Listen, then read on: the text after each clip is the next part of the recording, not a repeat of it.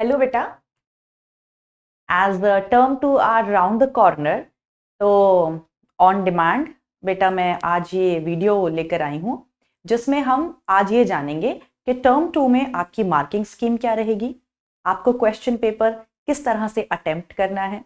हम एक sample paper भी डिस्कस करेंगे which was given by CBSE, ताकि आपको एक आइडिया हो जाए कि किस तरह के क्वेश्चंस आते हैं, आपको किस तरह क्वेश्चंस को पढ़ना है, समझना है, क्या वो क्वेश्चंस वाकई में टफ होते हैं या ट्रिकी होते हैं और क्या उनको सॉल्व करने की अप्रोच होनी चाहिए। Right, so let's start the video. हम आज टर्म 2 का सैंपल पेपर भी डिस्कस करेंगे। तो सबसे पहले बेटा आज के वीडियो में आई will be talking about the marking scheme. उसमें आपको टाइम मैनेजमेंट कैसे करना होगा वो हम डिस्कस करेंगे, and then I will be discussing the important questions of CBSE sample paper, right? So सबसे पहले बेटा मार्किंग स्कीम की बात करते हैं। So if I talk about the marking scheme of the CBSE term 2, तो बेटा मार्किंग स्कीम इस तरह से रहेगी कि आपको टोटल 3 सेक्शंस में पेपर करना होगा। टोटल 3 सेक्शंस, टोटल 3 सेक्शंस होंगे बेटा। सेक्शन A, सेक्शन B और सेक्शन C। सेक्शन A में टोटल जो क्वेश्चंस होंगे बेटा, सेक्शन A में टोटल क्वेश्चंस होंगे आपके 6 क्वेश्चंस। सेक्शन B में जो आपके टोटल नंबर ऑफ क्वेश्चंस होंगे वो भी होंगे 6, और सेक्शन C में जो आपके क्वेश्चन होगा वो होगा सिर्फ 1। तो आपको टोटल नंबर ऑफ क्वेश्चंस कितने हो गए बेटा? आपको इस पूरे पेपर में टोटल क्वेश्चंस मिलेंगे 13। टोटल 13 क्वेश्चंस मिलेंगे, और उन 13 क्वेश्चंस को करने के लिए आपको जो टोटल टाइम मिलेगा वो मिलेंगे 2 घंटे। 2 घंटे, और पूरे पेपर का जो टोटल मार्क्स रहेंगे दे विल बी 35। मतलब पूरा जो पेपर होगा बेटा वो 35 नंबर का पेपर होगा, 35 मार्क्स का पेपर होगा, जिसको करने के लिए आपको 2 घंटे मिलेंगे, और टोटल सेक्शन होंगे 3 जिसमें टोटल क्वेश्चंस होंगे 13। राइट, तो बेटा जो सेक्शन A होगा उसमें each question will carry 2 mark. Each question will carry 2 marks. 2-2 number के 6 क्वेश्चंस होंगे, यानी कि 12 नंबर का आपका हो गया सेक्शन A। फिर उसके बाद सेक्शन B में हर एक question will be of 3 marks. Right, 3 number का होगा हर एक क्वेश्चन, यानी कि सेक्शन B आपका हो गया टोटल 18 नंबर का। फिर उसके बाद सेक्शन C में एक ही क्वेश्चन होगा और वो होगा 5 नंबर का, टोटल 5 मार्क्स। तो इस तरह से पूरा आपका जो CBSE का पेपर आएगा बेटा टर्म 2 का, this would be like this. चलिए बेटा, आई होप तो आपको मार्किंग स्कीम क्लियर है। चलो, अब 2 घंटे बहुत है बेटा, ये आपके 13 क्वेश्चंस करने के लिए 2 घंटे बहुत है अगर आप प्रॉपरली अपना टाइम मैनेजमेंट करते हो तो। अब एक बार कुछ इंपॉर्टेंट गाइडलाइंस देख लेते हैं। ये देखो, एक CBSE का सैंपल पेपर आपके सामने ले आए हैं जिसमें टोटल गाइडलाइंस हैं जो हम अक्सर इग्नोर करते हैं, और वो गाइडलाइंस ये हैं बेटा कि सारे क्वेश्चंस कंपलसरी हैं सबसे पहली, यानी कि पेपर में 13 क्वेश्चंस होंगे और आपको 13 के 13 क्वेश्चंस करने हैं, कोई छोड़ना नहीं है आपको। राइट, लेकिन क्वेश्चंस में इंटरनल चॉइस मिलेगी। अब ये इंटरनल चॉइस क्या होती है? सपोज जैसे आपको दे रखा है क्वेश्चन नंबर 10, आपको क्वेश्चन 10 करना है, लेकिन उसी क्वेश्चन 10 में आपको इंटरनल चॉइस दे रखी होगी और आप उन दोनों में से कोई एक अटेम्प्ट कर सकते हो। ओके, चलिए, फिर उसके बाद बेटा ओवरऑल चॉइस कोई नहीं है वो कह रहा है, लेकिन इंटरनल चॉइस होगी, और जितना आप प्रॉपरली वेल लेबल डायग्राम बना सकते हो उतना ज्यादा एग्जामिनर आपसे इंप्रेस होता है। यानी कि आपका जो लिखने का तरीका है बेटा, अब वो टाइम गया कि पेजेस भरने हैं आपको, the more the number of pages the more marks you will get. नहीं, आपको जो है पॉइंट वाइज फ्लो डायग्राम में अपना आंसर देना है, और अगर आप उस आंसर को एक वेल लेबल डायग्राम से सपोर्ट कर सकते हो, so that would be a very good thing. चलिए, अब हमें मार्किंग स्कीम तो प्रॉपरली पता है, अब हम कुछ क्वेश्चंस डिस्कस करते हैं जो सीबीएसई सैंपल पेपर में गिवन थे, और हम क्वेश्चंस के पीछे की साइकोलॉजी को अंडरस्टैंड करने की कोशिश करेंगे कि किस तरह पेपर सेट किया जा रहा है। तो आ जाओ। So I will be discussing only the botany part of the sample paper. तो सेक्शन ए जो दे रखा है बेटा आपका, सेक्शन ए में हमने उठा लिया है question number 2 which is a question of botany. तो देखते हैं क्या कह रहा है। This question is from the chapter microbes in human welfare. तो ये क्वेश्चन कह रहा है बेटा, आपको एक डायग्राम दे रखा है, देखो राइट। अब बेटा साइकोलॉजी ये है कि बड़े बड़े क्वेश्चंस बना दिए जाते हैं, लैंग्वेज बड़ी बड़ी सी बना दी जाती है, थोड़ा सा उसमें टफ वर्ड्स डाल दिए जाते हैं, एक दो डायग्राम जो है दे देते हैं। तो इससे घबराना नहीं है, घबराना नहीं है। ध्यान रखना, जितना लंबा क्वेश्चन होगा ना उतना आसान उसका आंसर होगा। तो क्वेश्चन से घबराना नहीं है, आपने सब कुछ पढ़ा है, बस क्वेश्चन को बहुत ध्यान से समझो, लाइन बाय लाइन वो क्या कहना चाह रहा है, और बस फटाक से आंसर दे दो। देखो अब ये क्वेश्चन देखने में थोड़ा डरावना सा लग रहा है, राइट, कि पता नहीं क्या ही पूछेंगे, लेकिन अभी जब हम इसको देखेंगे और समझेंगे तो ऐसे हो जाएगा। चलो आओ, देखो यहां पे आपको बेटा डायग्राम दे रखा है हार्ट की आर्टरीज का, राइट, हार्ट की आर्टरीज का डायग्राम दे रखा है, और इसमें आपको दिखा रखा है कि यहां पे इस हार्ट की आर्टरी में जो है क्लॉट भी बना हुआ है, ब्लड क्लॉट भी बना हुआ है, और कोलेस्ट्रॉल लेवल भी अच्छा खासा है, और जिसकी वजह से ब्लड फ्लो जो है वो रिड्यूस हो रहा है, राइट। तो इसने तीन चीजें बता दी हमें इस डायग्राम में कि जो हार्ट की आर्टरीज हैं उनमें ब्लॉकेज है, और ब्लॉकेज क्यों है, क्योंकि उनमें क्लॉट्स भी बने हुए हैं और उनमें कोलेस्टेरॉल की मात्रा भी ज्यादा है, जिसकी वजह से जो हार्ट की मसल्स हैं उनमें खून का बहाव कम हो गया है, और इसी कंडीशन को हम कहते हैं मायोकार्डियल इंफार्क्शन। मायोकार्डियल इंफार्क्शन का मतलब होता है हार्ट के मसल्स में खून का सही तरीके से बहाव ना होना, क्योंकि वहां पर कोई ब्लॉकेज है, और वो यहाँ पे ब्लॉकेज के दो कारण बता रहा है कि वहां पर क्लॉट्स बन गए हैं, ब्लड क्लॉट्स बन गए हैं, और कोलेस्टेरॉल लेवल काफी हाई है जो जमा हो गया है आर्टरीज के अंदर। तो हमें इस सिचुएशन से निजात पाना है। एक आदमी है जो आईसीयू में एडमिटेड है और उसमें ये सारी दिक्कतें हमें देखने को मिल रही हैं, जिसको हम मायोकार्डियल इंफार्क्शन के नाम से पहचानते हैं। तो वो तुमसे सवाल में कह रहा है, वो तुमसे सवाल में कह रहा है कि हमने डायग्राम में एक आर्टरी को दिखा रखा है, और इस इमेज में हमें साफ साफ देखने को मिल रहा है कि ब्लड क्लॉट और कोलेस्ट्रॉल की दिक्कत है भैया पेशेंट को, इसीलिए वो आईसीयू में एडमिट है, और इस बीमारी को हम मायोकार्डियल इंफार्क्शन कह रहे हैं। तो वो आपसे सवाल पूछ रहा है कि ऐसे कौन से दो बायो एक्टिव एजेंट हैं जो इस कंडीशन को सही कर सकते हैं। मतलब हमें ऐसे कौन से दो बायो एक्टिव एजेंट का मतलब क्या हो गया बेटा, ऐसे बायोमोलिक्यूल्स जो हमने किसी लिविंग ऑर्गेनिज्म से एक्सट्रैक्ट किए हैं। तो ऐसे वो कौन से बायो एक्टिव एजेंट है जो इस कंडीशन को इस पेशेंट में ठीक कर सकते हैं। हम तो जानते हैं, हमें पता है यहाँ पे दो दिक्कत है, एक कोलेस्ट्रॉल की दिक्कत है और दूसरा ब्लड क्लॉट की दिक्कत है। और हमने तो माइक्रोब्स इन ह्यूमन वेलफेयर में पढ़ा है कि अगर मुझे ब्लड क्लॉट की प्रॉब्लम को सॉल्व करना है, क्लॉट बस्टर जिसको कहते हैं, तो मैं इस्तेमाल करूंगी स्ट्रेप्टोकाइनेज। स्ट्रेप्टोकाइनेज क्या था बेटा, इट वाज क्लॉट बस्टर। मतलब क्लॉट बस्टर का मतलब ये क्लॉट को डिसॉल्व कर देता है। तो अगर हम इस बंदे को स्ट्रेप्टोकाइनेज दे दें तो उसके क्लॉट्स घुल जाएंगे, और क्लॉट्स घुल जाएंगे तो ब्लॉकेज चली जाएगी, ठीक है। दूसरा में हम इस पेशेंट को क्या दे सकते हैं, दूसरा हम इस पेशेंट को दे सकते हैं स्टैटिन्स। स्टैटिन्स क्या होते हैं बेटा, these are blood cholesterol lowering agents. Blood cholesterol, ये ब्लड में जो कोलेस्टेरॉल लेवल बढ़ जाता है उसको कम करते हैं, और इसका काम करने का तरीका मैंने आपको माइक्रोब्स इन ह्यूमन वेलफेयर में बताया था कि ये इनहिबिशन दिखाते हैं, कॉम्पिटिटिव इनहिबिशन दिखाते हैं ऐसे एंजाइम्स के साथ जो कोलेस्टेरॉल बनवाने में मदद करते हैं।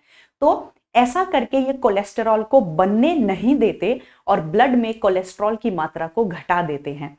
कौन, स्टैटिन्स। यानी कि, और स्टैटिन्स कहां से मिल रहे थे याद है ना, from the east Monascus purpureus, और स्ट्रेप्टोकाइनेस कहां से मिलता था, from the bacteria Streptococcus, remember. तो अगर हम इस पेशेंट को स्टैटिन्स और स्ट्रेप्टोकाइनेस दे दें तो ये पेशेंट की कंडीशन हम ठीक कर सकते हैं। बस एक नंबर इस पे मिलेगा, एक नंबर इस पे मिलेगा, और बस इस फालतू कुछ लिखना ही नहीं है, कुछ भी नहीं लिखना, पोथे नहीं भरने, कोई टेंशन नहीं है। मतलब 2 घंटे टाइम बहुत ज्यादा है, तुम्हें इस क्वेश्चन में कुछ पेज नहीं भरना था ना, तुमसे सिर्फ 2 बायोएक्टिव एजेंट का नाम पूछा है, एक का नाम है स्ट्रेप्टोकाइनेस, दूसरे का नाम है स्टैटिन। बस इतना लिख दोगे, तुम्हें 2 नंबर पूरे मिलेंगे, राइट। चलिए, तो इस तरह से बेटा सबसे पहली स्ट्रैटेजी क्या हो गई कि क्वेश्चन से डरना नहीं है, उसको देख के उसको ध्यान से पढ़ना है, समझना है क्या पूछना चाह रहा है, राइट। ये ऐसे क्वेश्चंस हैं जो थोड़े प्रैक्टिकल बेस्ड क्वेश्चंस हैं, मतलब आपको सीधा ना पूछ के प्रैक्टिकल इंप्लीकेशन दे दिया आपका कि भैया कोई फलाना पेशेंट बीमार है, उसमें कोलेस्ट्रॉल की मात्रा बढ़ गई तो उसे क्या देना चाहिए। तो थोड़ा सा दिमाग लगाओगे फट से हो जाएगा। और सबसे बड़ी बात, टाइम की कमी नहीं है, क्योंकि आपको शीट्स नहीं भरनी है, आपको एग्जामिनर को सिर्फ वो लिख कर देना है जो उसे चाहिए, and he will give you और she will give you the full marks. Okay, फिर अब देखो इस क्वेश्चन में इंटरनल चॉइस है, राइट। या तो आप ये वाला पार्ट कर लो या ये वाला, तो बीच में और लिखा रहेगा, कोई कंफ्यूजन ही नहीं है। ये क्वेश्चन नंबर है सेकंड, ये सेक्शन ए का क्वेश्चन नंबर सेकंड है। फर्स्ट क्वेश्चन जूलॉजी का था, तो मैं बॉटनी वाला पार्ट डिस्कस कर रही हूँ। तो सेकंड क्वेश्चन में आपको 2 चॉइसेस दी हुई हैं, या तो आप ये वाला पार्ट कर लो या ये वाला पार्ट कर लो, ठीक है। चलो आगे चलते हैं, वो क्या कह रहा है। Substantiate by giving 2 reasons as to why a holistic understanding of the flora and fauna of the cropland is required before introducing an appropriate biocontrol agent। ये कह रहा है कि अगर हम किसी पर्टिकुलर एरिया में कोई बायो कंट्रोल एजेंट को छोड़ना चाहते हैं, तो हमें उस एरिया, जिस एरिया में हम उस बायो कंट्रोल एजेंट को छोड़ना चाहते हैं, हमें उस एरिया की प्रॉपर वेजिटेशन और एनिमल लाइफ के बारे में पता होना चाहिए। तो हाँ, बिल्कुल पता होना चाहिए। क्यों, देखते हैं। So this is, one second, yes, तो देखते हैं बेटा, this is the answer of second part.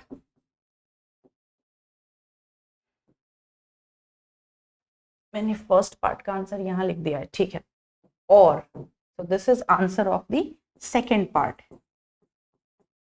तो ये क्या कह रहा है बेटा कि क्यों आपको किसी भी एरिया की फ्लोरा और फोना के बारे में प्रॉपर इंफॉर्मेशन होनी चाहिए वहां पे कोई बायो कंट्रोल एजेंट छोड़ने से पहले, राइट। क्यों, ताकि बेटा हम सबसे पहले तो हमें प्रॉपर नॉलेज इसलिए होनी चाहिए क्योंकि हम जानना चाहते हैं कि वहां पर प्रीडेटर प्रे रिलेशनशिप क्या होगी। मतलब suppose for instance, suppose bio control agents में मैंने आपको क्या क्या बताया था, बहुत सारी बातें बताई थी, याद है। ड्रैगन फ्लाई बताई थी, गैम्ब्यूजा फिश बताई थी, ये सारे बायो, ट्राइकोडर्मा बताई थी, बैक्यूलो वायरसेस बताए थे, ये सारे बायो कंट्रोल एजेंट्स हैं। तो हमें ये नॉलेज होनी चाहिए कि ये बायो कंट्रोल एजेंट जो हम छोड़ रहे हैं ये होस्ट स्पेसिफिक है या नहीं है। अगर ये होस्ट स्पेसिफिक नहीं है तो क्या ये उस एरिया में किसी और को भी नुकसान पहुंचा सकता है, और अगर ये पहुंचा सकता है तो फिर भैया हम उस एरिया को नहीं, उस एरिया में इसको इंट्रोड्यूस नहीं कर सकते। या फिर ये किसी पर्टिकुलर, हम सपोज कोई बायो कंट्रोल एजेंट छोड़ रहे हैं, सपोज वो फलाना इंसेक्ट को जो है अफेक्ट कर रहा है, लेकिन हमें ये भी पता चला कि अच्छा ये बायो कंट्रोल एजेंट तो इस पर्टिकुलर वेजिटेशन को नुकसान पहुंचा सकता है, तो हम उसको इंट्रोड्यूस नहीं करेंगे, राइट। तो क्यों हमें प्रॉपर इंफॉर्मेशन होनी चाहिए जहां, जिस एरिया में हम बायो कंट्रोल एजेंट को छोड़ने वाले हैं। पहला, we should know the specificity, because इससे हमें क्या पता चल जाएगी, इससे हमें पता चल जाएगी स्पेसिफिसिटी ऑफ द ऑर्गेनिजम्स। नहीं, ऐसे नहीं लिखेंगे, specificity of the bio control agent is studied, कि भैया वो किसी और को नुकसान ना पहुंचा दे, राइट। फिर दूसरी चीज, we should properly know the predator prey relationship, मतलब कि सपोज हम गैम्ब्यूजा फिश को छोड़ रहे हैं, किसी पानी में हम गैम्ब्यूजा फिश को छोड़ रहे हैं मॉस्किटो लार्वे पर अफेक्ट करने के लिए, तो हमें पता होना चाहिए कि जो गैम्ब्यूजा है वो उस एक्वेटिक एनवायरनमेंट में सिर्फ मॉस्किटो को ही छेड़े और किसी को तंग ना करे, क्योंकि अगर वो और किसी को तंग करेगी तो फिर तो हमारा जो मोटिव है वो फेल हो गया ना, राइट। तो यहाँ पे आपको सीधा क्वेश्चन में आंसर देना बेटा कि जो हमारा बायो कंट्रोल एजेंट है वो स्पेसिफिक होना चाहिए और वो किसी और को नुकसान ना पहुंचाए, इसीलिए हम वहां की पूरी वेजिटेशन को प्रॉपरली स्टडी करते हैं और वहां के फौना को प्रॉपरली स्टडी करते हैं। ओके, चलिए अब सेक्शन ए का ही नेक्स्ट क्वेश्चन देखते हैं। इसमें कह रहा है बेटा water samples were collected at points A B and C. ठीक है, हमने क्या किया कि हमने इस पॉइंट ए से पानी के सैंपल को लिया, बी से पानी के सैंपल को लिया, सी से पानी के सैंपल को लिया। ठीक है, in a segment of a river near a sugar factory and tested for BOD level. ठीक है, हमने इन सैंपल्स को लेकर बीओडी लेवल को टेस्ट करने के लिए भेज दिया। बीओडी आप जानते हो, बायोकेमिकल ऑक्सीजन डिमांड या बायोलॉजिकल ऑक्सीजन डिमांड, जो मैंने आपको समझाया था कि अगर 1 लीटर पानी में बहुत सारी इंप्योरिटीज हैं तो उस 1 लीटर पानी में सारी ऑर्गेनिक इंप्योरिटीज को दूर करने के लिए जो एरोबिक बैक्टीरिया होंगे, एरोबिक, वो कितनी ऑक्सीजन को डिमांड करेंगे, उसका मतलब वो हो जाएगी आपकी बीओडी। और आपको पता है जितना ज्यादा पानी इंप्योर होगा उसकी बीओडी उतनी ही ज्यादा होगी, और पानी जितना प्योर होगा उसकी बीओडी उतनी ही कम होगी। तो इस नॉलेज के साथ अब देखते हैं क्वेश्चन क्या कह रहा है। The BOD levels of sample ABC were 400 milligram पर litre, 480 and 8 milligram per liter respectively. What is this indicative of? Explain why the BOD level gets reduced considerably at point C. वो कह रहा है क्यों घट जा रहा है पॉइंट सैंपल C पर जाते जाते। ओके, तो देख लेते हैं बेटा, यहां पे शुगर फैक्ट्री से पानी निकलना शुरू हुआ, राइट। यहां पे A पॉइंट देखो, यहां से शुगर फैक्ट्री से पानी आ रहा है A पॉइंट, लेकिन B पॉइंट पर जो है यहां पे फैक्ट्री के पानी के साथ साथ इसमें सीवेज भी आके ऐड हो गया। सीवेज मतलब एक तो बेचारा पहले से ही इम्प्योर था पानी, लेकिन यहां देखो पॉइंट बी से जस्ट पहले सीवेज भी आके इसमें जुड़ गया। सीवेज जानते हो ना, घर से निकला हुआ जो रोजमर्रा का वेस्ट होता है, वो भी आके यहाँ पे, यानी कि बी पॉइंट पे तो पानी और ज्यादा इम्प्योर हो गया। लेकिन सी पॉइंट से पहले हमने लगा दिया है treatment plant, sewage treatment plant. मतलब अब ये पानी ट्रीट होके जाएगा और यहां पर ये पानी ट्रीट होगा तब जाके ये सी पॉइंट पे पहुंचेगा, यानी कि ऑब्वियसली सी पॉइंट पे तो वो कम इम्प्योर होगा ना, है ना, क्योंकि यहां पे हमने बीच में क्या लगा दिया है, सीवेज ट्रीटमेंट प्लांट। तो पानी यहां से निकला, लेकिन बी तक पहुंचते पहुंचते उसमें और ज्यादा गंदगी आ गई, लेकिन सी तक पहुंचते पहुंचते हमने उसको ट्रीट कर दिया। तो यहां पे आपको सिंपल आंसर देना है बेटा, that BOD is a measure of, it's a measure of purity of water. BOD जो है वो पानी की प्योरिटी का आईना है। That means BOD is inversely proportional to purity of water. मतलब अगर पानी प्योर है तो बीओडी कम होगी, अगर पानी इम्प्योर है तो बीओडी ज्यादा होगी, राइट। यानी कि आप कह सकते हो ए पॉइंट पर, जो इसके पार्ट्स के हिसाब से करते हैं, क्या कह रहा है, what is this indicative of, ये साफ साफ दिखा रहा है कि purity of that BOD of impure water, BOD of impure water is high. Impure water का बीओडी हाई होता है, इसीलिए एट पॉइंट बी, इसीलिए at point B BOD is highest. इसीलिए पॉइंट बी पर जो बीओडी है वो सबसे ज्यादा है। लेकिन क्योंकि हमने सी से पहले एक ट्रीटमेंट प्लांट लगा दिया है, तो इसीलिए at point C BOD is lowest. क्यों है लोएस्ट बीओडी? क्योंकि वहां पर पानी की प्योरिटी हमने बढ़ा दी है, right. Explain why the BOD level gets reduced, क्यों घट गया at point C, why BOD is lowest, because the water is treated, because water is treated. पानी को हमने ट्रीट कर दिया है, और पानी को ट्रीट करने पर उसकी जो इंप्योरिटीज हैं उसको हमने रिमूव कर दिया है। इम्प्योरिटीज आर रिमूव्ड, और अगर उसमें से इम्प्योरिटीज को हमने हटा दिया है तो ऑब्वियसली उसकी बीओडी तो घट जाएगी, इसीलिए सी पॉइंट पर बीओडी लोएस्ट है। सो देखो, वैसे देखने में अगर तुम देखोगे भैया कितना जटिल सा क्वेश्चन लग रहा है, लेकिन कितना आसान है। इसका आंसर सिर्फ ये है कि इम्प्योर पानी की बीओडी ज्यादा, प्योर पानी की बीओडी कम। बी पॉइंट पे सबसे ज्यादा गंदा है पानी, इसीलिए वहां पर बीओडी सबसे ज्यादा है। सी पॉइंट तक आते आते हमने उस पानी को ट्रीट कर दिया है, उसमें से इंप्योरिटीज को निकाल दिया है, इसीलिए सी पॉइंट पर बीओडी सबसे कम है। सिंपल। तो क्वेश्चन से घबराना नहीं है, उनको ध्यान से पढ़ना, आंसर बहुत सिंपल है, आंसर बहुत सिंपल है, राइट। चलो फिर आगे देखते हैं, वो कह रहा है an ecologist study an area. एक इकोलॉजिस्ट ने एक एरिया की स्टडी कर रहा है जिसमें कोई पॉपुलेशन रहती है ए, थ्राइविंग ऑन अनलिमिटेड रिसोर्सेज। वो कह रहा है कि एक बंदा है जो एक एरिया में पॉपुलेशन स्टडी कर रहा है और वहां पर जो ए पॉपुलेशन है वो मजे से ग्रो कर रही है क्योंकि उसको अनलिमिटेड रिसोर्सेज मिल रहे हैं। अनलिमिटेड रिसोर्सेज का मतलब समझते हो? अनलिमिटेड रिसोर्सेज में कोई भी ऑर्गेनिज्म कैसी ग्रोथ दिखाता है? एक्सपोनेंशियल, जे शेप्ड कर्व, तेजी से बढ़ता है क्योंकि उसको रोकने वाला कोई है ही नहीं, इतने सारे रिसोर्सेज उसको मिल रहे हैं। लेकिन फिर वो आगे कह रहा है कि फिर कुछ समय बाद हमने इस एरिया में पॉपुलेशन बी को भी इंट्रोड्यूस कर दिया और पॉपुलेशन सी को भी इंट्रोड्यूस कर दिया। What will be the effect on the growth pattern of population? पहले उस एरिया में सिर्फ पॉपुलेशन ए थी, लेकिन कुछ समय बाद हमने उसमें पॉपुलेशन बी को भी इंट्रोड्यूस कर दिया और फिर उसके बाद पॉपुलेशन सी को भी इंट्रोड्यूस कर दिया। तो फिर क्या ग्रोथ पैटर्न पे कोई फर्क पड़ेगा? बिल्कुल पड़ेगा, क्योंकि अब बढ़ जाएगा कंपटीशन। अब उस एरिया में तीन स्पीशीज हैं जो रिसोर्सेज के लिए कॉम्पीट करेंगी और फिर रिसोर्सेज अनलिमिटेड नहीं रह जाएंगे, क्योंकि यहां पे जब कंपटीशन हो गया है सारी स्पीशीज रिसोर्सेज को इस्तेमाल भी करेंगी और कंपटीशन भी देखने को मिल रहा है। तो अब यहां पे जो ग्रोथ पैटर्न है वो चेंज हो जाएगा into the logistic growth curve, जो एस शेप्ड ग्रोथ कर्व होता है, जो कि रियल ग्रोथ कर्व होता है, जो समझाता है कि किसी भी कंडीशन में रिसोर्सेज अनलिमिटेड नहीं होते क्योंकि जो स्पीशीज हैं वो आपस में कॉम्पीट करती हैं। तो yes, what you will say, इसका सीधा आंसर आपको 2 नंबर में देना है। क्या आंसर देना है बेटा? That on introduction of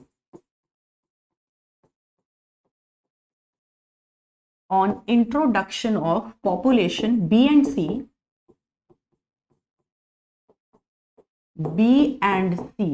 there will be competition. There will be competition, और इसको हाईलाइट कर देना ऐसे, there will be competition। Examiner को पता चल जाएगा, बच्चे को पता है भाई, there will be competition between A, B and C for resources. So the resources will no longer be unlimited,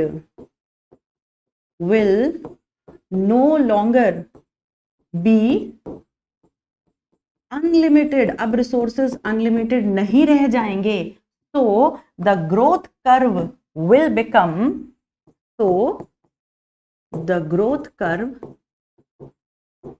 अब ग्रोथ कर्व कैसा हो जाएगा? अब ग्रोथ कर्व एक्सपोनेंशियल से लॉजिस्टिक हो जाएगा। Growth curve will become logistic और एस शेप्ड। बस इतना आंसर देना है और आपको मिल जाएंगे पूरे 2 नंबर। ओके, चलो आगे देखते हैं। सेक्शन बी, सेक्शन ए का क्वेश्चन नंबर 6 क्या कह रहा है? With the decline in the population of fig species, it was noticed that the population of wasp species also used to decline. What is the relationship between the two and what will be the reason? ये कह रहा है कि हमने किसी area में fig species को घटा दिया। फिग्स क्या होते हैं बेटा? फिग्स होते हैं प्लांट्स, फाइकस जीनस वाले, है ना। तो हमने फिग स्पीशी को किसी एरिया में घटा दिया तो देखा गया कि जो इंसेक्ट है, वॉस्प है, उसकी पॉपुलेशन खुद घट गई। इसका मतलब क्या है? ये क्या दिखाता है? इसका मतलब ये है कि फिग जो प्लांट है और वैस्प जो इंसेक्ट है, उनके बीच में एक अटूट रिश्ता है जिसको हम कहते हैं म्यूचुअलिज्म। और ये दोनों एक दूसरे के बिना नहीं रह सकते क्योंकि इन्होंने एवोल्यूशन के दौरान एक दूसरे के साथ जीना सीख लिया है और इसको हम बोलते हैं को एवोल्यूशन। और अगर आप इनमें से किसी एक को भी घटा दो या कम कर दो तो दूसरे की पॉपुलेशन खुद घट जाएगी, क्योंकि ये दोनों का रिश्ता इतना अटूट है कि एक गया तो दूसरा भी उसके साथ पिक्चर से चला जाएगा। इसको कहते हैं को एक्सटिंक्शन।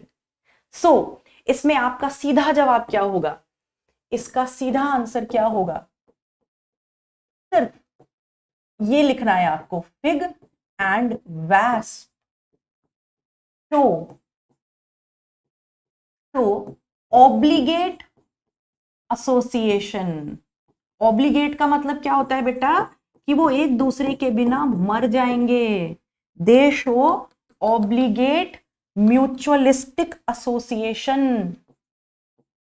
ऑब्लिगेट म्यूचुअलिस्टिक एसोसिएशन, मर जाएंगे एक दूसरे के बिना, एसोसिएशन, राइट। और दूसरा वो क्या दिखाते हैं?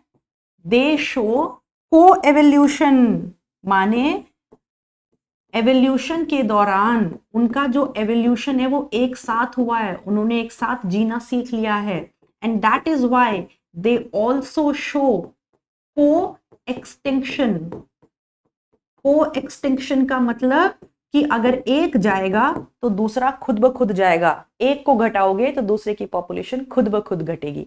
इतना लिख दोगे तो जो एग्जामिनर है वो देख के एकदम भाव विभोर हो जाएगा कि बच्चे को कितना पता है, और वो तुम्हें 2 की बजाय 3 नंबर देना चाहेगा, पर वो 2 ही देगा। ठीक है, चलो अब इसमें इंटरनल चॉइस है, तो दूसरा क्वेश्चन क्या कह रहा है देखते हैं। With the increase in the global temperature the inhabitants of Antarctica are facing fluctuations in the temperature. Out of the regulators and the confirmers, which of the two will have the better chances of survival? Give two adaptations. Okay. ये कह रहा है कि जो Antarctica है, जहां भर भर के इतना ठंडा टेम्परेचर और बर्फ रहती है, ग्लोबल वार्मिंग की वजह से वहां पर टेम्परेचर में बहुत ज्यादा बदलाव देखने को मिल रहे हैं। तो आपको क्या लगता है कि ऐसी सूरत में एंटार्क्टिका वाले रीजन में कौन ज्यादा बेहतर तरीके से सरवाइव कर पाएंगे, रेगुलेटर्स या कन्फर्मर्स? और अगर आप जो भी आंसर देते हो उसके सपोर्ट में आप दो बातों, दो अडेप्टेशंस को समझाओ। तो बेटा आपको यह पता होगा कि कन्फर्मर्स ऐसे ऑर्गेनिजम्स होते हैं जो बाहर के बदलते हुए एनवायरनमेंट के हिसाब से खुद को बदल लेते हैं जब तक वो बदल सकते हैं, और नहीं बदल पाए तो भगवान को प्यारे हो जाते हैं। लेकिन रेगुलेटर्स ऐसे स्पेशल ऑर्गेनिजम्स होते हैं जिनको भगवान जी ने ये कैपेसिटी दे रखी है कि वो बदलते हुए एनवायरनमेंट के हिसाब से खुद को नहीं बदलते। मतलब वो पूरी फाइट मारते हैं कि सपोज हम पहाड़ों पे घूमने चले जाएं, -2 में टेम्परेचर है, तो अगर आप थर्मोमीटर से अपनी बॉडी का टेम्परेचर नापोगे, अगर आपको बुखार नहीं है या कोई दिक्कत नहीं है, तो आपका बॉडी का टेम्परेचर वही आएगा जो दिल्ली में था, 98.6 फ़ारेनहाइट। वहां पे जाके वो -2 नहीं हो जाएगा क्योंकि आप -2।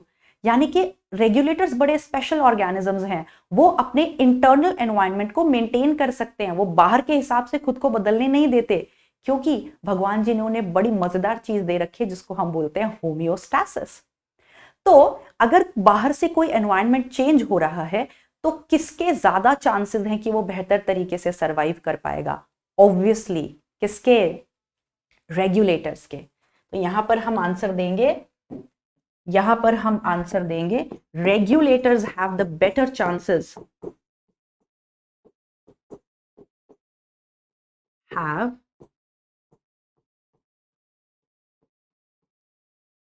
better chances to survive. Why? अब रीजन दो। Because they show, क्योंकि वो क्या दिखाते हैं बेटा? एक स्पेशल चीज जो बहुत ही मजेदार है जो भगवान जी ने उन्हें दी है, होम्योस्टैसिस। होम्योस्टैसिस का मतलब क्या बेटा? कि वो अपने इंटरनल एनवायरनमेंट को चेंज होने नहीं देते, जो उनके अंदर का एनवायरनमेंट है बदलते हुए एनवायरनमेंट के साथ। और ये उनको बहुत महंगा पड़ता है, बहुत एनर्जी एक्सपेंसिव होता है, लेकिन फिर भी वो इस चीज को कर लेते हैं क्योंकि भगवान जी ने वो कैपेसिटी उन्हें ही दी है। कन्फर्मर्स इस चीज को नहीं कर पाते क्योंकि होम्योस्टैसिस एक बहुत ही एनर्जी एक्सपेंसिव प्रोसेस है, बहुत महंगा पड़ता है और हर किसी को भगवान जी ने इतना वो नहीं दिया कैपेसिटी। ठीक है, चलो ये कैपेसिटी सिर्फ बर्ड्स और मैमल्स के पास है, राइट। फिर कौन सी 2 अडेप्टेशंस वो दिखाते हैं ताकि वो बेहतर तरीके से सरवाइव कर सकें? पहला वो दिखाते हैं बेटा ऑस्मो रेगुलेशन, मतलब वो अपनी बॉडी की ऑस्मोलैरिटी को चेंज नहीं होने देते हैं, मेंटेन करके रखते हैं चाहे बाहर का एनवायरनमेंट कितना भी बदले। और दूसरा वो दिखाते हैं थर्मो रेगुलेशन, मतलब वो बाहर के टेम्परेचर के हिसाब से अपनी बॉडी का टेम्परेचर बदलने नहीं देते, राइट। तो ये कारणों की वजह से रेगुलेटर्स का जो सर्वाइवल के चांसेस हैं वो बेटर हो जाते हैं। ओके, चलो फिर सेक्शन बी यहां पे शुरू हो गया है। अब 3 मार्क्स का एक क्वेश्चन होगा। अब ये क्वेश्चन देखते हैं क्या कह रहा है। The evil quartet describes the rate of species extinction, right. Evil quartet क्या था बेटा? इवल क्वार्टेट 4 ऐसे कारण थे जिनकी वजह से स्पीशीज की जो पॉपुलेशन है वो घटती जा रही है, जिसकी वजह से एक्सटिंक्शन देखने को मिलता है। और वो 4 कारण कौन कौन से थे याद है ना? हैबिटाट लॉस, फिर दूसरा को एक्सटिंक्शन, फिर तीसरा alien species invasion and fourth was over exploitation. ये तो 4 कारणों की वजह से एक्सटिंक्शन देखने को मिलता है, राइट। तो अब ये कह रहा है explain how the population of organism is affected by fragmentation of habitat. Habitat के टूटने के कारण कैसे पॉपुलेशन अफेक्ट होती है। 3 नंबर का क्वेश्चन है, एक नंबर, यानी कि आपको बहुत ज्यादा कुछ नहीं लिखना है, आपको टू द पॉइंट बात कहनी है। इस पहले वाले पार्ट का जो जवाब है वो मुझे 1 नंबर के लिए देना है, तो आपको बहुत कम और बहुत सटीक लिखना है। तो आप फ्रैगमेंटेशन, वो कह रहा है आपको ये समझाना है कि फ्रैगमेंटेशन कैसे जो है ऑर्गेनिज्म को अफेक्ट करती है। ठीक है बेटा, देखते हैं पार्ट ए का आंसर। फ्रैगमेंटेशन का मतलब क्या है? जब आप किसी जो है हैबिटाट को, बड़े से जंगल को बीच बीच में से तोड़ दो, मतलब बीच बीच में से तोड़ने का मतलब पहले वो पूरा एक बड़ा जंगल था, आपने कहीं बीच में जो है एक फार्म हाउस बना दिया, या बीच में कहीं आपने एक सोसाइटी बना दी फ्लैट्स की, चलो भाई जंगल में आजकल बड़ा फैशन चल रहा है, जंगल में सोसाइटी, जंगल में रिजॉर्ट है ना। तो आपने पूरे हैबिटाट को तोड़ दिया बेटा, राइट। सो यहां पे due to fragmentation of habitat, आपने पूरे के पूरे हैबिटाट को, आपके घर को कोई टुकड़ों में तोड़ दे तो आप क्या जी पाओगे? नहीं ना। So due to fragmentation of habitat क्या होता है, दोज ऑर्गेनिजम्स विच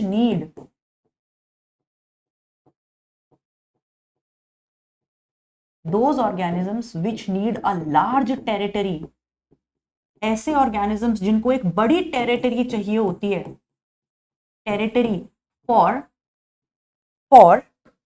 माइग्रेशन, एक जगह से दूसरी जगह जाने के लिए, एक हैबिटाट के एक हिस्से से दूसरे हिस्से में जाने के लिए, for reproduction, right, and for other activities are affected.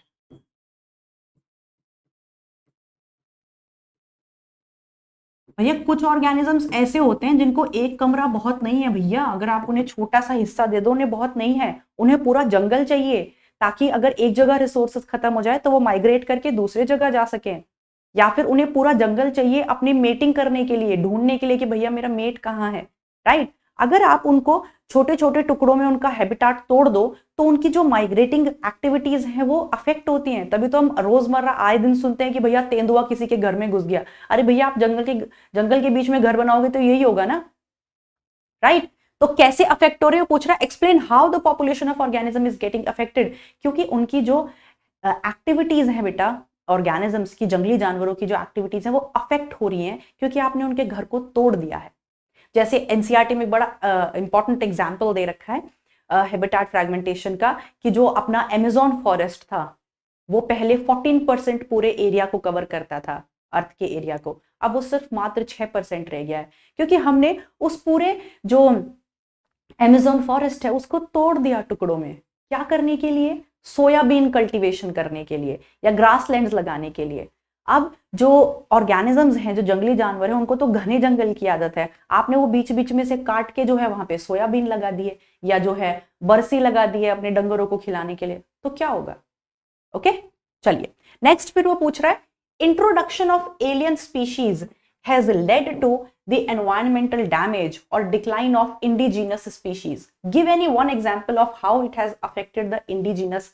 Indigenous species क्या होती है बेटा? जो वहां की नेटिव होती है, जो रहती है, और जो बाहर से आती है वो एक्सोटिक या एलियन स्पीशी होती है। तो कई बार क्या होता है कि बाहर से आई हुई कोई स्पीशी वहां की रहने वाली इंडिजिनस स्पीशीज को गायब कर देती है।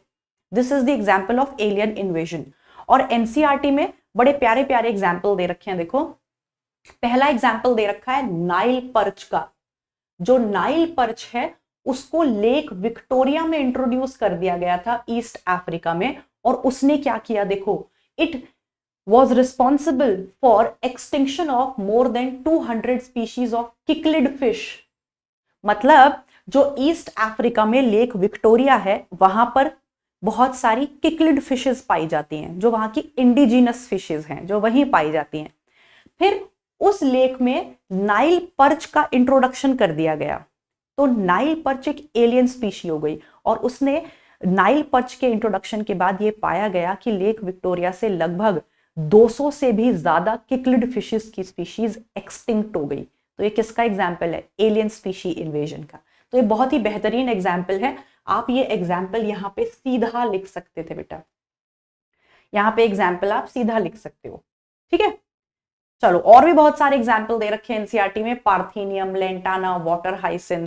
वाटर हाइसिंथ तो आप जानते हो प्रॉब्लमैटिक वीड है, एक्वेटिक वीड, इसको टेरर ऑफ बंगाल भी कहते हैं। Could the extinction of stellar sea cow and passenger pigeon be saved by man? Give reasons to support your answer। वो कह रहा है कि जो स्टेलर सी काउ है और पैसेंजर पिजन है, क्या इसका जो एक्सटिंक्शन है, जो ये अर्थ से चल बसी हैं, क्या इनको इंसान रोक सकता था? तो हमारा जवाब है yes, yes, human could have saved it. हम इनके एक्सटिंक्शन को रोक सकते थे। कैसे? क्योंकि जिम्मेदार भी हम ही थे। हम रोक सकते थे क्योंकि जिम्मेदार भी हम ही हैं। हम ही ने इनको एक्सटिंक्ट किया है, इनको ओवर यूज करके, इनका ओवर एक्सप्लॉयटेशन करके। स्टेलर सी काउ का मीट बहुत अच्छा होता है, मीठा होता है, इतना खाया कि इसको एक्सटिंक्ट कर दिया। पैसेंजर पिजन, कबूतर जा जा जा, मतलब पिजन को इतना ओवर एक्सप्लॉइट कर दिया ये काम करने के लिए, मैसेजिंग करने के लिए। तो व्हाट्सएप और इंस्टा तो होते नहीं थे पहले, तो भैया जब तुम उन्हें यही काम करते रहोगे, देते रहोगे, तो वो रिप्रोड्यूस कब करेंगे बेचारे? तो एक्सटिंक्ट हो गए, ठीक है। So yes, human could have saved it because humans over exploited them, क्योंकि ह्यूमंस ने ही उनका क्या किया? ओवर एक्सप्लॉइटेशन किया, over exploited them for their use. बस ये आंसर लिखने थे, सिंपल, 3 नंबर पूरे। चलो फिर नेक्स्ट पूछ रहा है, जो इमेज है वो दिखा रही है सेक्रेड ग्रोव को, found in India. Explain how has human involvement help in the preservation of these biodiversity rich regions. मतलब सेक्रेड ग्रोव्स क्या होते हैं बेटा? सेक्रेड ग्रोव्स होते हैं पूजनीय जगहें। मतलब कुछ ऐसे एरियाज हैं जहां पर जो वहां की लोकल पॉपुलेशन है रहने वाली, उन्होंने किसी पर्टिकुलर एरिया को अपने लिए पूजनीय घोषित कर दिया है कि भैया ये एरिया जो है बहुत रिच है बायोडाइवर्सिटी में, और यहां किसी तरह की कोई ह्यूमन एक्टिविटी नहीं होगी और हम अपनी इस बायोडाइवर्सिटी को बचाएंगे। तो जब किसी भी लोकल एरिया के लोग, लोकल पॉपुलेशन के लोग अपनी लोकल बायोडाइवर्सिटी को पूजनीय घोषित कर देते हैं, अपने रिलीजियस सेंटिमेंट्स से जोड़ देते हैं और ये घोषित कर देते हैं कि भैया इस एरिया में कोई ह्यूमन एक्टिविटी नहीं होगी और हम सब मिलकर अपने इस एरिया को बचाएंगे, कंजर्व करेंगे, राइट। सो ये एक सेक्रेड ग्रूव है बेटा। अब एनसीईआरटी में देखो कितने अच्छे लाइंस दे रखी हैं। सेक्रेड ग्रूव्स जो है, आपको सिंपली आंसर देना है कि बहुत सारे कल्चर्स ऐसे हैं जहां पे tracts of forest were set aside. मतलब tracts of forest were set aside मतलब कि जो रास्ते जंगल की तरफ जाते हैं जहां बायोडाइवर्सिटी बहुत ज्यादा है, उन रास्तों को ही बंद कर दिया गया कि भैया रोजमर्रा के एक्टिविटीज के लिए हम ये रास्ता इस्तेमाल ही नहीं करेंगे, ये रास्ता छोड़ दो। मतलब फॉरेस्ट की ट्रैक्ट्स जो है उनको बिल्कुल अलग कर दिया, और सारी जितनी भी वहां की ट्रीज और वाइल्ड लाइफ है, they were given total protection by the local population. बस आपको ये दो पॉइंट्स लिखने हैं सिर्फ, और आपको पूरा इस पार्ट में 1.5 नंबर मिल जाएगा। 1.5 नंबर का ये है और 1.5 नंबर का ये वाला पार्ट है, राइट? 2 पार्ट्स है ना इस क्वेश्चन में। और बेटा उसमें कंफ्यूज मत होना, काफी बच्चे ये भी गलती कर देते हैं। क्या करते हैं कि भैया ए बी लिखा है तो इसका मतलब इंटरनल चॉइस है। नहीं बेटा, ये एक पार्ट के 2 हिस्से हैं, ये गलती मत करना बिल्कुल भी। इंटरनल चॉइस में बड़ा बड़ा और लिखा रहेगा, जैसे यहां लिखा था और, तो इस और को ध्यान से देखना, या तो ये करो या तो ये करो। क्वेश्चन नंबर 6 में या तो ये वाला हिस्सा करो या ये वाला हिस्सा करो। इसको इससे मत कंफ्यूज करना बेटा, कई बच्चे कर देते हैं गलती। ये एक ही क्वेश्चन है जिसके 2 हिस्से हैं, इसमें कोई इंटरनल चॉइस नहीं है, तो कभी छोड़ के आ जाओ एक, ठीक है? चलो अब नेक्स्ट क्या कह रहा है, वैल्यू ऑफ जेड। अच्छा, सेक्रेड ग्रुप्स के कुछ एग्जाम्पल भी दे रखे हैं, जैसे खासी एंड जयंतिया हिल्स इन मेघालय। आप एक एग्जाम्पल भी वहां पे साइट कर सकते हो, मजे ही आ जाएंगे, एग्जामिनर के पूरे नंबर दे देगा आपको। Aravalli Hills of Rajasthan, Western Ghats of Karnataka and Maharashtra, Surguja Chanda Bastar area of Madhya Pradesh, ये सारे सेक्रेड ग्रुव्स हैं जहां पे लोकल पॉपुलेशन ही उनको प्रोटेक्ट कर रही है। कैसे? वहां की वाइल्ड लाइफ और फौना को, ट्रीज को वो पूरी प्रोटेक्शन देते हैं, और दूसरा उन्होंने जो फॉरेस्ट की ट्रैक्ट है उनको ही अलग कर दिया है, मतलब यहां से कोई जाएगा ही नहीं। ओके, चलो फिर दूसरा वो पूछ रहा है, value of Z is considered for measuring the species richness. अब ये जेड क्या होता है बेटा, देख लेते हैं। देखो ये एनसीईआरटी का वो आ गया, स्पीशी एरिया रिलेशनशिप किसने दिया था? आपके एलेक्जेंडर वॉन हम्बोल्ट ने। एलेक्जेंडर वॉन हम्बोल्ट ने ये कहा था बेटा कि जैसे जैसे आप एरिया बढ़ाते जाते हो वैसे वैसे स्पीशीज रिचनेस बढ़ती जाती है। मतलब अगर आप किसी छोटी सी जगह में देखोगे तो ऑब्वियसली स्पीशीज रिचनेस कम होगी। अगर आप एरिया बढ़ा दोगे, आप सपोज एक पूरी कंट्री की बात कर रहे हो तो स्पीशीज रिचनेस बढ़ जाएगी। अगर आप पूरे कॉन्टिनेंट की बात कर रहे हो तो स्पीशीज रिचनेस और भी ज्यादा बढ़ जाएगी। यानी कि आप जैसे जैसे एरिया बढ़ाते हो वैसे वैसे स्पीशीज रिचनेस बढ़ती है। और ये इक्वेशन होती है, देखो अगर इस इक्वेशन को आप इस इक्वेशन के हिसाब से समझाओगे, एस क्या है? स्पीशीज रिचनेस बराबर C A raise to the power Z. A क्या है? एरिया, तो हाइपरबोला आता है। लेकिन अगर आप इसको लॉग फॉर्म में लिखोगे, log S is equal to log C plus Z log A, तो ये ऐसे सीधी लाइन आती है। मतलब जितनी ज्यादा एरिया होगा बेटा उतना ज्यादा स्पीशीज रिचनेस होगी। और यहाँ पे जेड क्या है? जेड दिखा रहा है स्लोप। ये आप मैथ्स में पढ़ते होंगे, जेड को हम कहते हैं रिग्रेशन कोफिशिएंट, जो हमें बताता है कि स्लोप कितना होगा। और जितना ज्यादा स्टीपर स्लोप होगा, जितना ज्यादा स्लोप होगा जेड की वैल्यू होगी, मतलब एरिया उतना ज्यादा है, यानी कि स्पीशीज रिचनेस उतनी ज्यादा होगी। तो आपको ध्यान रखना है, more the value of Z और स्टीपर द स्लोप। तो इसका आंसर आपको क्या देना है? Simply more the value of Z the steeper will be the slope. Slope उतना ही ज्यादा होगा। स्लोप या उल्टा कह लो, स्लोप जितना ज्यादा, इस ग्राफ का स्लोप जितना ज्यादा, इसका मतलब जेड की वैल्यू उतना ज्यादा। And the more will be the area and species richness. मतलब अगर वो तुम्हें कह रहा है कि एक ग्राफ है और उस ग्राफ में स्लोप बहुत स्टीप है, स्लोप बहुत स्टीप है यानी कि स्लोप की वैल्यू बहुत ज्यादा है, यानी कि z की वैल्यू बहुत ज्यादा है, तो इससे आपको क्या समझ में आता है? इससे आपको समझ में आता है कि हम एक बड़े एरिया की बात कर रहे हैं, और अगर हम एक बड़े एरिया की बात कर रहे हैं तो मतलब स्पीशीज रिचनेस बहुत होगी। ठीक है, तो देखो क्या कह रहा है बेटा, value of z is considered for measuring the species richness. हम z की हेल्प से स्पीशीज रिचनेस का पता लगाते हैं। z की वैल्यू ज्यादा तो स्पीशीज रिचनेस ज्यादा। If the value of z is 0.7 for area A and 0.15 for area B, which area has higher species richness and a steeper slope? Obviously 0.7 ज्यादा है कि 0.15 ज्यादा है? Obviously 0.7 ज्यादा है।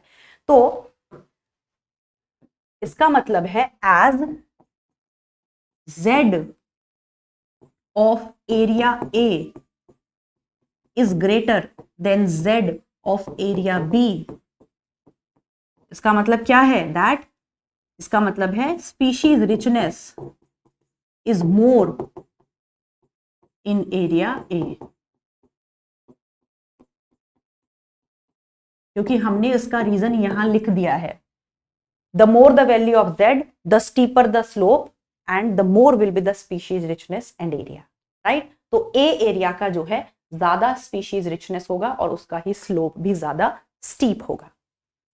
ठीक है बेटा, तो देखो ये सारे क्वेश्चंस हमने सीबीएसई सैंपल पेपर के डिस्कस कर लिए हैं बेटा, तो आपको एक आइडिया हो गया होगा कि क्वेश्चंस थोड़े ऐसे खतरनाक से दिखाई देते हैं, बड़ा सा क्वेश्चन लिखा रहता है और उसमें इमेज भी लगा देते हैं, कुछ फैशनेबल वर्ड्स यूज कर देते हैं, लेकिन बेटा क्वेश्चन का मतलब बहुत ईजी होता है और उसका आंसर तो उससे भी ज्यादा ईजी होता है, राइट? सो और अभी आपने देखा हमने कितने कम टाइम में फटाफट से पेपर सॉल्व कर लिया डिस्कशन के साथ, तो यानी कि 35 क्वेश्चन को 2 घंटे में करना मुश्किल नहीं है, ठीक है? क्योंकि आपको बहुत कुछ नहीं लिखना है, आपको टू द पॉइंट बातें लिखनी है जो आपको बहुत ही साफ सुथरी लिखनी है, फ्लो चार्ट की फॉर्म में लिखनी है, और अगर उसको सपोर्ट करने के लिए एक छोटा सा डायग्राम दे दो तो और भी मजा आ जाए। और किन बातों का ध्यान रखना है? चॉइसेस का। किसी क्वेश्चन में इंटरनल चॉइस है तो बड़ा सा और लिखा होगा, लेकिन कई बार क्वेश्चन ही पार्ट्स में होता है तो वो आपको ध्यान से देखना है, ठीक है? तो इस अप्रोच के साथ बेटा आप अच्छे से पेपर को सॉल्व कर सकते हो। Be confident about your self कि हमें आता है और हम क्वेश्चन करेंगे, क्वेश्चन को खाली नहीं छोड़ना है, कुछ ना कुछ लिखना है, राइट? मिल जाते हैं कभी कभार number. Okay, so all the best for term 2। Love you all.